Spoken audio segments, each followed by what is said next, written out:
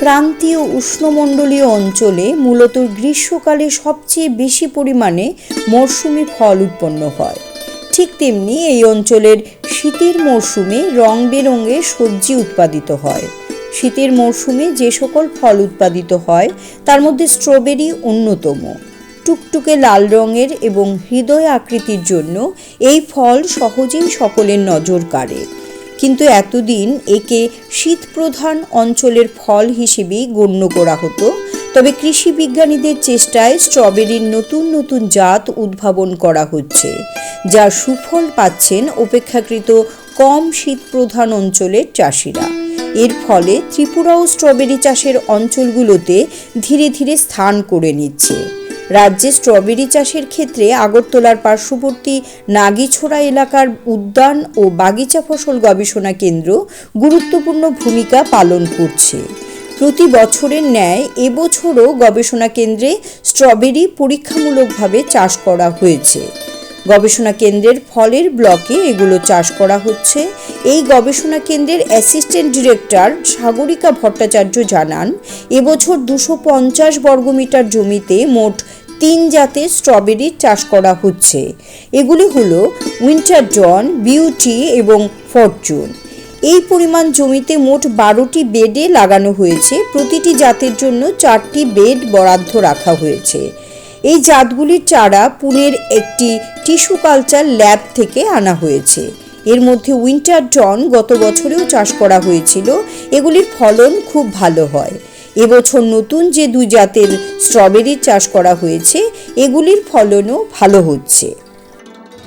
আমরা এক্ষুনি মুহূর্তে যেখানে দাঁড়িয়ে আছি এটা হচ্ছে স্ট্রবেরি প্লট। এখানে আমরা 250 স্কোয়ার মিটারের এরিয়াতে আমরা 3টে ভ্যারাইটি এই বছর কাল্টিভেট করেছি। এর মধ্যে আমরা যে 250 স্কোয়ার মিটার আছে, এর মধ্যে আমরা 12টা বেড 4টা করে 4 number of beds each variety. একটা হচ্ছে উইন্টার ডন, এরপরের 4টাতে হচ্ছে বিউটি, এরপরের 4টাতে হচ্ছে ফরচুন। এই 3টে ভ্যারাইটি আমরা টিস্যু প্ল্যান্টলেটস এনেছি পুনে থেকে, মহারাষ্ট্রের পুনে থেকে এনে আমরা নভেম্বরের 19 তারিখ এগুলো আমরা চারাগুলো লাগিয়েছি। এবং এরপরে এই চাষটা করে দেখা গেছে এই ভ্যারাইটির উইন্টার ডন তো ভালোই হতো, মানে লাস্ট ইয়ারও ভালো হয়েছে। এবারের যে নতুন 2টো ভ্যারাইটি বিউটি আর ফরচুন, এটারও খুব ভালো প্রোডাকশন পেয়েছে। গবেষণা কেন্দ্রের আরও এক অ্যাসিস্ট্যান্ট ডিরেক্টর সুব্রত চৌধুরী জানান, চারাগুলি 19শে নভেম্বর 2023 তারিখে লাগানো হয়েছিল। লাগানোর 30 থেকে 32 দিনের মাথায় ফুল আসতে শুরু করে। এরপর 40 থেকে 42 দিনে বছরের প্রথম ফল আহরণ করা হয়েছে গাছ থেকে। আগামী 3.5 মাস ধরে ফল পাওয়া যাবে বলে ধারণা করা হচ্ছে। এক একটি গাছ থেকে মরশুমে 300 থেকে 450 গ্রাম ফল পাওয়া যাবে। এবছর স্ট্রবেরি চাষের জন্য আবহাওয়া খুব ভালো।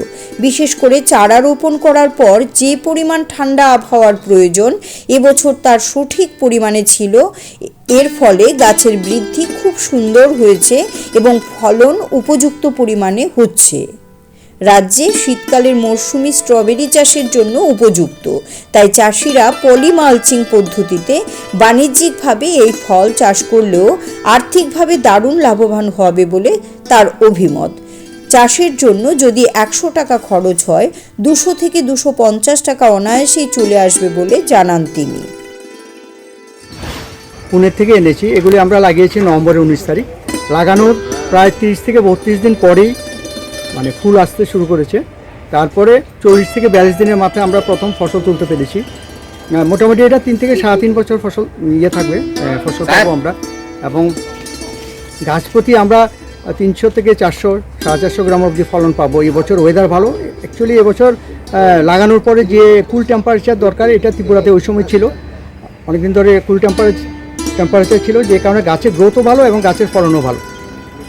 তো আশা করছি যথেষ্ট ভালো ফলন পাবো। এবং খরচা যদি আপনি ধরুন বলেন যদি, তাহলে মোটামুটি 100 টাকা যদি খরচা হয়, 200 থেকে 250 টাকা রিটার্ন পাবে। ওই হিসাবে অনেক লাভবান হবেন কৃষক ভাইরা যদি পলি মাছ ব্যবহার করে স্ট্রবেরি চাষ করেন।